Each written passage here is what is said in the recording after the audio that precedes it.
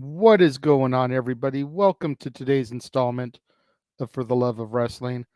I, of course, am your host, the Renegade of Wrestling, JJ Williams. Happy Thursday, everyone. Hope you guys are having a good morning and early good afternoon, wherever you are. Got a lot of stuff in store today to discuss on the heels of last night's AEW Dynamite. Let's get right into it. The show opened with Renee Paquette and MJF. MJF calls Adam Cole on the phone to see how he's doing post surgery, and Roderick Strong and the Kingdom come and interrupt him. Roddy accuses MJF of being the devil, but says that if he isn't, then he's willing to help him for the sake of their mutual friend Adam. MJF decides to push Roddy in his wheelchair out of the shot. And then he proceeds to cut a promo on Switchblade Jay White and Juice Robinson. And once he's done with that, the devil appears on the screen. We then go to our first match, which is for the Dynamite Diamond Ring. MJF defending the ring versus Juice Robinson, who, of course, won the Battle Royal Gauntlet, whatever, last week. This was a crazy intense match. There's so much hatred right now built in the storyline between MJF and particularly Jay White for having stolen the Triple B, but the entire Bullet Club Gold. Juice got cut early on, was bleeding pretty solidly throughout the entire matchup. Jay White came out on commentary just before the first commercial break. Despite the Guns being ringside and their best efforts, Juice was unable to win. Post-match, there was a beatdown on MJF. Roddy and the Kingdom came out and were immediately thrown out of the ring. So the Acclaimed came out to try to make a save because Platinum Max has been trying to pitch that they be the other partners that MJF needs for the 4-on-4 contest, try and get back his Triple B. They cleared the ring. Bullet Club Gold starts to take off. Jay White then cuts a promo on MJF, and then the Guns get on the mic.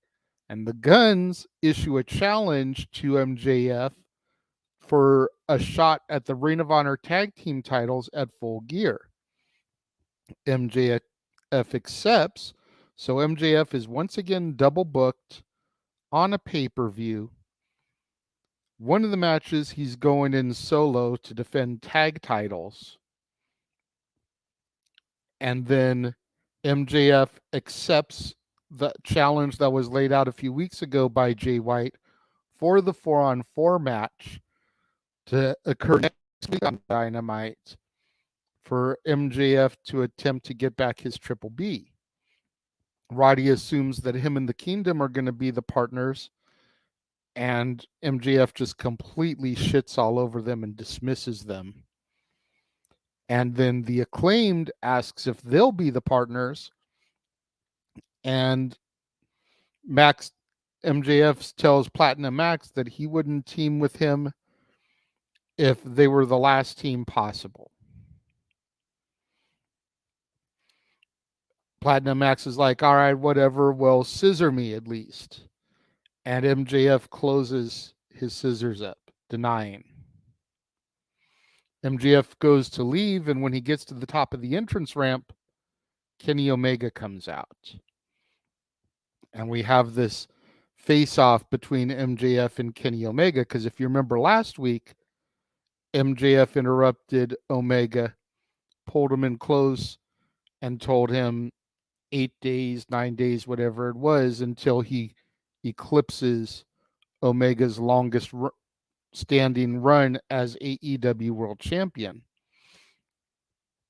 So MJF tells him that he's got something that he needs. Basically, I believe he's alluding to he wants the Elite to be his partners. And Kenny Omega lays out a challenge saying basically that if you're the type of champion that these people want you to be, then on Collision this week, you will give me a shot to regain the AEW championship and put your reign on the line, this close to surpassing me. So we have the match booked for Collision, MJF versus Kenny Omega. Now, while I get the concept of this, and I even asked for this on the WWE product, I asked for the week going into Gunther eclipsing the Honky Tonk Man's reign, that we should have had Gunther versus Honky Tonk Man. I said this back then, and we didn't get it. And now we're going to get Omega versus Max, with the opportunity for Omega to keep his reign intact as the longest reign in AEW history. The problem is this is a pay-per-view worthy match. This is way more pay-per-view worthy than MJF and Switchblade Jay White. No disrespect to Jay White. I like the dude. I think he's an intelligent man. I think he's a great worker. I like Jay White more than I like Kenny by God Omega. But this is pay-per-view quality. And the biggest problem that AEW right now has is they keep giving away pay-per-view quality matches for free on TV. And you can't do that and expect your business to thrive and grow and your numbers to go up. Right now, all you're trying to do is pop a rating. That is what you are concerned about. You're not concerned about growth. You're not concerned about company expansion. You're worried about popping a rating. There's no reason this match should be, and especially on Collision of all places. Don't get me wrong, Collision is my favorite AEW show of the week, but it's not your number one show. At best, it's your number two show, because Rampage is only an hour. At best, Collision is your number two show. If you're going to do this match, it should be on Dynamite. Now, I definitely don't think it's going to end clean, King Mike. I definitely don't think it's going to end clean. We then get a video package of Wardlow. It's Philadelphia. So he's at the Rocky Steps. He's doing this whole thing. He talks about how he kind of got down on himself, kind of got a little bit depressed during his time off watching MJF, the guy he beat last year, have this amazing run, and how that should be him. We then get, at the end of the day, as fun of a match as this would be, we get a throwaway match. 1 second.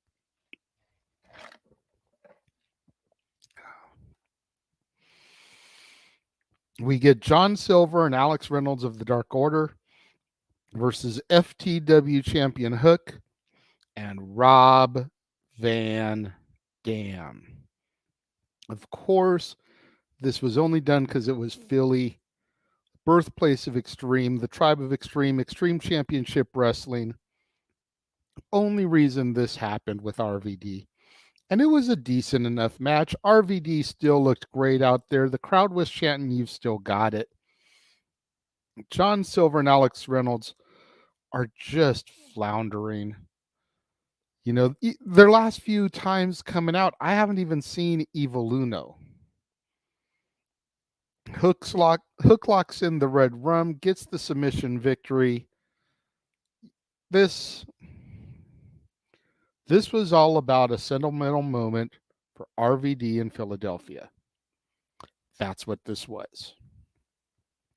And the more and more I'm seeing him on AEW television, the more and more I'm starting to think that he tried to get some kind of maybe 1 year run in WWE so that he could perform at Mania in Philly, and they told him no. And so that's why he's been popping up in AEW. I would be surprised at this point to see him in some capacity at WrestleMania, considering everything that's going on right now between AEW and WWE.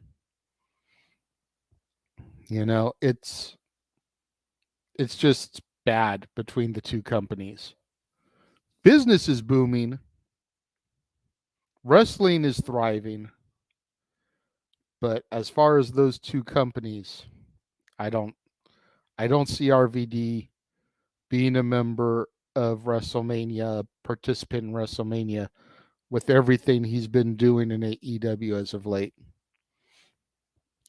We then go to RJ City, who introduces Toni Storm, who throws to her latest movie, and we go to commercial. And we watch it in a very small screen in picture-in-picture. Once again, the best fucking woman gimmick that they have on their fucking roster gets thrown to fucking picture-in-picture. It's a fucking embarrassment.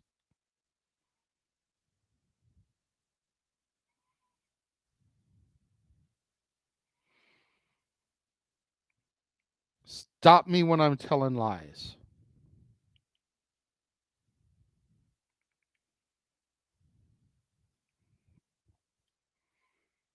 Toni Storm and her timeless gimmick are so over right now that AEW doesn't know what to do. She's supposed to be a heel. She gets babyface's reactions because her shit is so good. They don't know what to do. So they bury her by throwing the picture. And I don't want to hear, oh, well, it's a silent film. It doesn't matter. It does matter. Go back, watch any silent movie. There's music. There's drama. There's ambiance. There's background to build the movie. Even these little 2.5, 3 minute presentations, you find them on YouTube, you find them on the AEW Twitter. There's music in them. If we can sit and watch those cheesy ass Adam Cole, Roderick Strong video packages from Roddy's house, we can watch a movie that is supposed to help push this character along. It's embarrassing, especially after the fact that NXT the night prior, and let me pause real quick so I can bring up the statistic here. 23 women across 8 segments. 23 women across 8 segments on Tuesday night. And the most over woman on your company gets a picture-in-picture commercial presentation.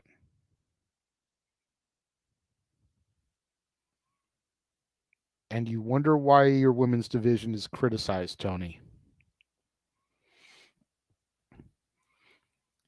It makes sense, Keen Mike. Okay.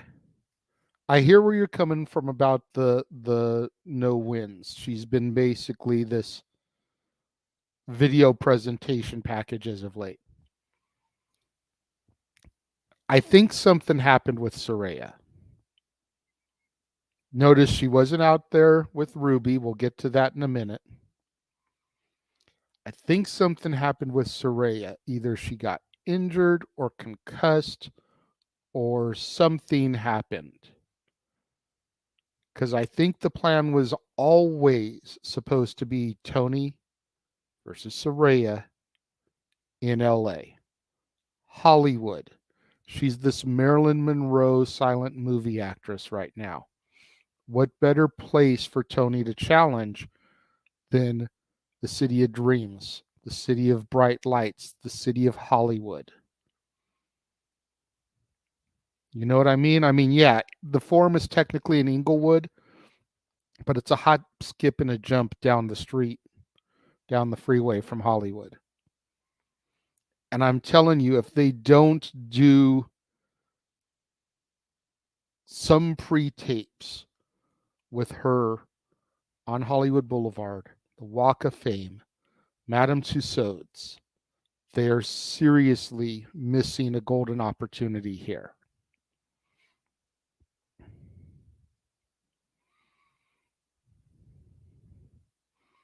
Yeah, and I mean, she lost the match. She lost the belt. You know, she never really got her fair rematch to it either. But anyways, I'm trying so hard to not be biased in my reporting between WWE and AEW. And even between my NXT and WWE and AEW. No one is going to argue the fact that right now Impact Wrestling has the best women's division. And I only don't cover it on Fridays because Impact is Thursdays. I only don't cover it because I need one day of wrestling off. And with Saturday being collisions, Saturday usually being PLEs, Sundays being pay-per-views, Sundays being the day that I watch Collision when there is a pay-per-view or PLE, I need to keep one day free. But I might start covering it once it goes back to being TNA. We'll have to wait and see. But the Knockouts division is the best women's division in the States in wrestling right now. NXT after Tuesday night proved they're number 2. WWE and AEW have a lot of work to do. We then go to Tony Schiavone, who introduces Darby Allin and Steen. Steen says he forgot to thank some people last week when he was making his speech. He thanks Tony Khan for the opportunity. He gives Darby his flowers for being the best partner he has ever had. And he even thanks the city of Philadelphia because of all the history that Steen has within the city.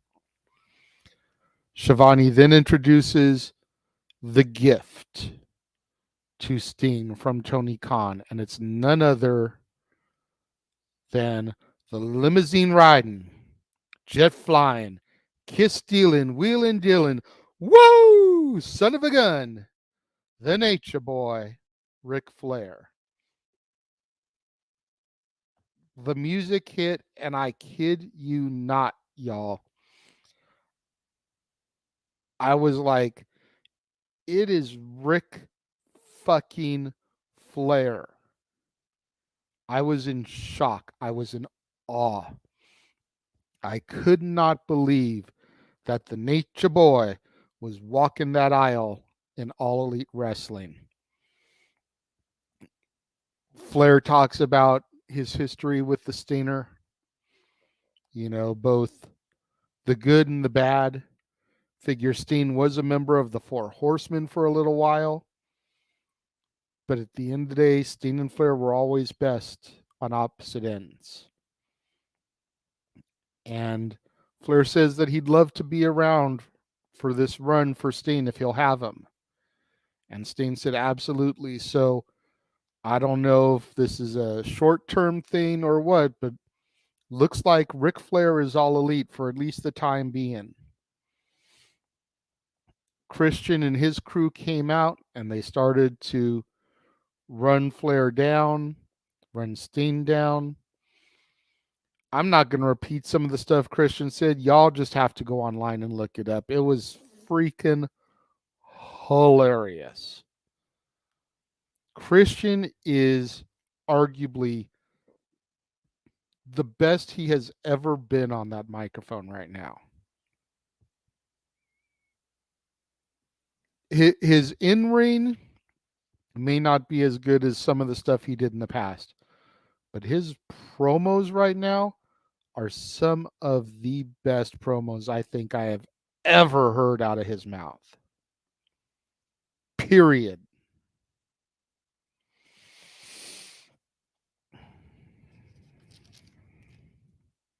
They then issue a challenge for Full Gear to take on Steen, Darby, and a partner of their choosing. Steen accepts. So at Full Gear, it's going to be Christian Cage, Luchasaurus, and Nick Wayne versus Steen, Darby Allin, and question mark. And I said at Wrestle Dream, I called it then, October 1st. I called the match for Full Gear. Steen, Darby, Adam Copeland, Christian, Luchasaurus, Darby. Or excuse me, Nick Wayne. All we're missing is Adam Copeland to be locked in. I predicted this shit, y'all. And I'm going to go ahead and jump ahead a little bit so we can touch on the Adam Copeland portion of this. Because Adam Copeland got a backstage interview with Renee Paquette. And as he's starting his promo, Darby and Steen interrupt him. And they go off on him. Darby tells him, man, you need to open up your eyes when it comes to Christian. I understand he's your buddy, your long-term friend, but you need to wake up. And Steen comes in and he's like, I can't believe we're talking about this. And Steen gets fired up at Adam Copeland. You need to take your blinders off, man. I've been in the shoes you've been in. I've ridden the roads with Lex Luger. I understand how you feel. And the segment just kind of got left at that, with Adam not really saying anything more, but you could see that Darby and Steen trying to push Adam a little bit to be their partner. So if everything plays out like I think it will, and we may not find out next week on Dynamite, which would be the 1st, I believe. I don't think we'll find out till probably the 8th. Because the following week would be the 15th. That would be the Dynamite Go Home show to Full Gear. And I don't think they're going to wait that long to pull the trigger. They might. They might wait till the Go Home to pull the trigger and lock Adam in. But I think it'll probably be by the week before that, the 8th. The way Tony Khan's been doing things, though, at Hot Shotted, they very well could do it next week. But mark my words, I would almost bet every penny I own, which, let's be real, isn't a lot, unemployed currently. But I would almost be willing to bet every penny I own that Adam Copeland is going to be their partner. Now, let's rewind back. After the challenge was laid out in the ring, Steen accepted. Renee Paquette sat down with Chris Jericho, and he talks about the assault from Powerhouse Hobbs the week prior. And Jericho goes off a little bit about Hobbs and Callis and the family. And he says that, Callis has a lot of friends, but he has friends too, some of whom are bigger and stronger than Hobbs. And maybe, just maybe, he should call them. And of course, everybody is speculating that we're going to get a Jericho reunion. Because you think about it, Jericho are former tag champions. Jericho and Edge are former tag champions, but Edge wouldn't be stronger than Powerhouse Hobbs. The Big Show, Paul White, or even Captain Insano, who he's been appearing as in vignettes. That might be the way to do it. And I almost could see Jericho finding Paul White dressed as Captain Insano and having to slap the gimmick out of him to get the fired up giant back. Now, I don't think Paul White's going to be a full-time wrestler again. I don't even think Paul White's going to be a part-time wrestler again. But I could see a one-off. Maybe one match a year, special occasion. Oh, I don't know. Full Gear, Los Angeles. Especially if he's going to stick with the Captain Insano gimmick, since that comes from a movie, The Waterboy, Adam Sandler, Jericho and Captain Insano versus Hobbs and question mark. If he's back from injury by then, maybe Sammy Guevara.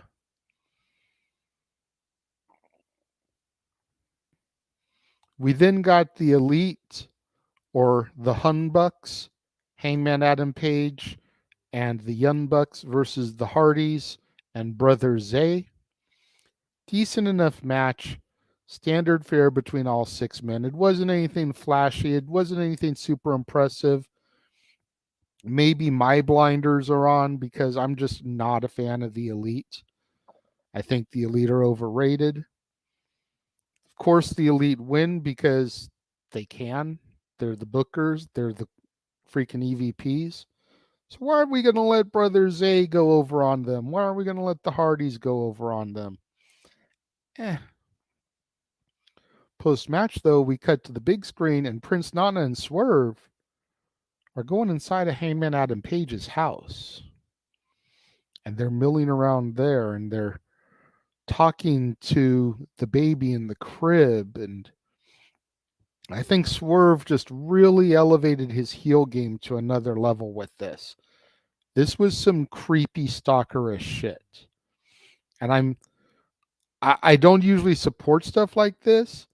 And it's not just because it's Adam Page, who I like even less than the Bucks, if that's possible.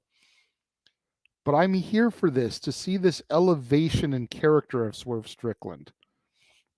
I'm curious to see where he's going to go from here, because sometimes once you start down the dark road, there is no coming out of it. It's now 6:25 p.m. Pacific, 9:25 p.m. Eastern Time, and you know what that means. Time for the women's match. Ruby Soho versus Hikaru Shida for the AEW Women's Championship. Decent match. Nothing special. Ruby being held down again.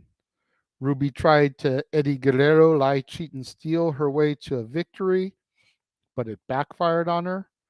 Ended up taking another L to Hikaru Shida. Post-match, Toni Storm came out because you think about the match, going back to Wembley Stadium, and Shida lost the title to Saraya without getting pinned because Saraya pinned Toni. And now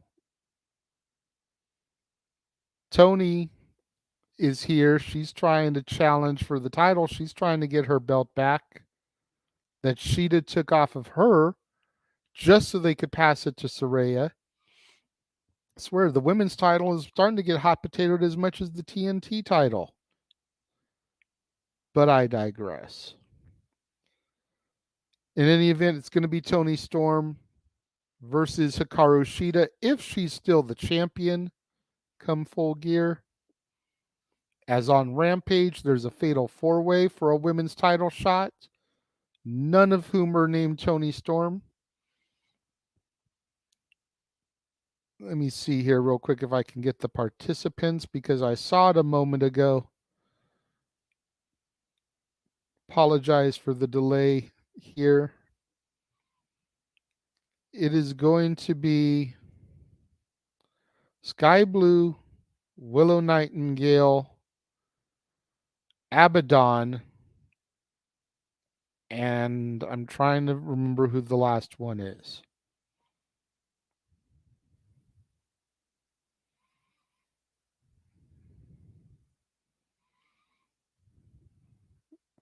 Can't find it.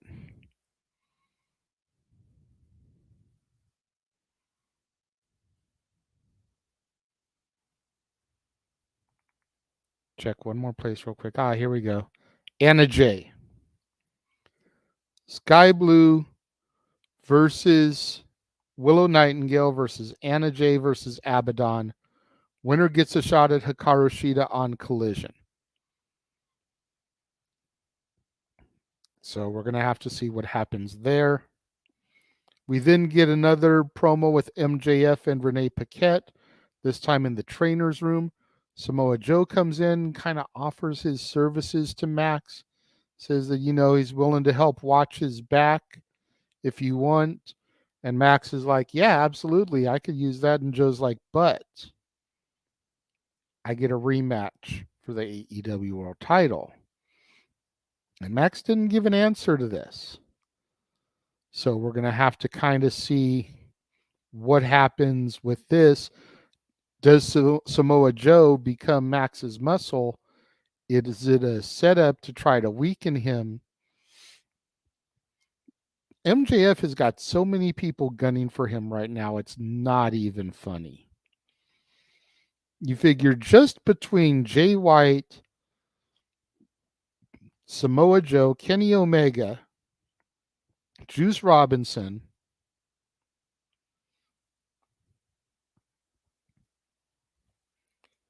I'm sure Adam Cole is still wanting his rematch after the matches he had with his partner. Got a lot of people gunning for old MJF here. We then go to our main event, and it's the Blackpool Combat Club, the unit of Claudio Castagnoli and the American Dragon, Bryan Danielson, taking on Orange Cassidy and Kazuchika Okada.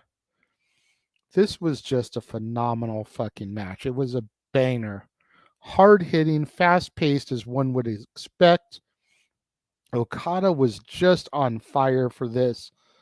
Claudio was able to evade the orange punch, get a super European uppercut, pin Cassidy for the victory. Now we're going to get on Collision Claudio Castagnoli versus Orange Cassidy for the International Championship. It's either on Collision or Dynamite next week. Forgive me. It will be Dynamite, excuse me. I did have that jotted down. Danielson looked like he was severely hurt, banged up as a result of the match. He was not moving post-match. Even Moxley came out to kind of check on things. Wheeler Yuta was out there to check up on things.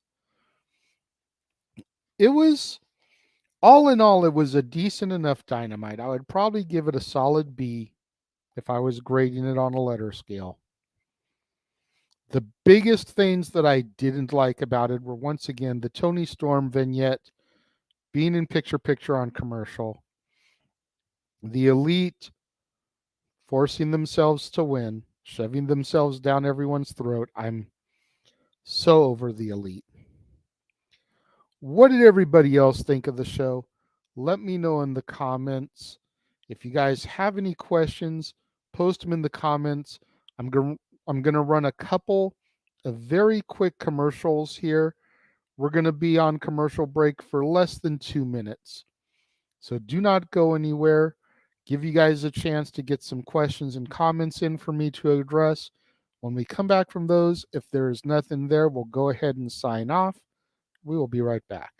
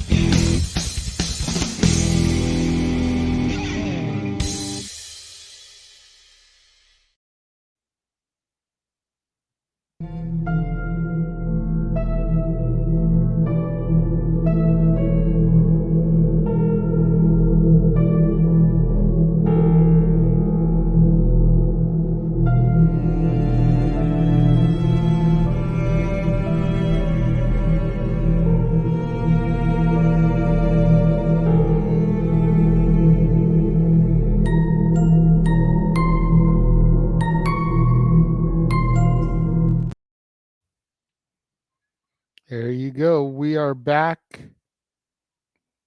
I forgot to take the graphic down. My bad. So much content coming up across the multiverse of media here. We got all those watch-alongs coming, plus some new ones that were just added to the schedule. Just haven't had a chance to remake the trailer yet.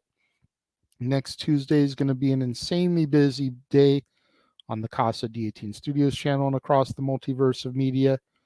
So much in store. We hope you guys will tune in and join us for every little bit of it. Doesn't look like we got any more questions in. So with that, I will go ahead and wrap things up. I want to thank each and every one of you guys for tuning in and joining me here today on For the Love of Wrestling. Until Monday, when you will see me back here, same bat time, same bat channel, to recuperate and recap all of the content that occurs over the weekend. Friday SmackDown, Friday Rampage, Saturday Collision. I look forward to seeing you guys then. Thank you all for tuning in and joining me, and I will catch you guys next time. The Jeff Meacham Network's Multiverse of Media.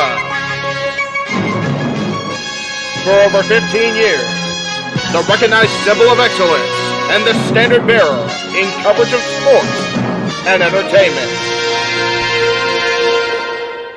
Thank you, JJ. Appreciate you.